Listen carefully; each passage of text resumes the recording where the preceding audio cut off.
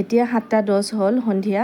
ঘৰত তলা চলা লগাই আজি যাব ওলালোঁ আমাৰ ঘৰলৈ আৰু বজাৰতে মিঠাই লৈ ঘৰ আহি পালোঁ। বোৱাৰীহঁতে আৰম্ভ কৰিয়ে দিছে ৰন্ধা বঢ়া। মাছ মাংস, মুৰ্গীৰ মাংস, হাঁহৰ মাংস ৰেডি কৰিছে, ইফালে মাছ আৰু ল'ৰা ছোৱালী আহিয়ে খেলিব আৰম্ভ কৰি দিছে আমাৰ। আজি যিহেতু শনিবাৰ, দিনত বহুত ভিৰ থাকে ৰাস্তাটো, সেইকাৰণে সন্ধিয়াকৈয়ে আহিলোঁ। চোতালতে বহিলোঁ সকলোৱে ভাইটিহঁতৰ লগত। ইফালে দেউতা বাৰান্দাত বহি আছে, খুৰা বহি আছে আৰু চোতালতে বহি ভিনদেউ আহিছে। সকলোৱে একেলগে কথা বতৰা পাতি চাহ তাহ খালোঁ।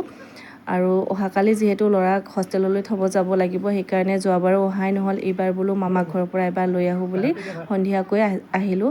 আজি মই একো কৰা নাই, বোৱাৰীহঁতে ৰন্ধা বঢ়া কৰিলে, ভাগিনজনীও আছিলে। আজি ঘৰত যেনেকৈ আছিলোঁ তেনেকৈ আহিলোঁ। ৰাতিৰ কথা কোনেনো চাব নহয় জানো। আৰু ভাত পানী দিলে, খালোঁ সকলোৱে। সেয়া ভিডিঅ' নকৰিলোঁ, কিমাননো ভিডিঅ' কৰি থাকিব নহয় জানো। অকণমান কথা বতৰাও পাতিলোঁ আৰু এনেকৈ ল'ৰা ছোৱালী অকণমান খেলিলে খাই লৈ। তাৰপাছত এতিয়া 11টামানেই বাজিলে, আমি আহিব ওলালোঁ। ভোকত নিমামাও পৰিৱেশ একদম। আৰু আজিৰ ভিডিঅ'টো ইমানেই আছিলে। বাই।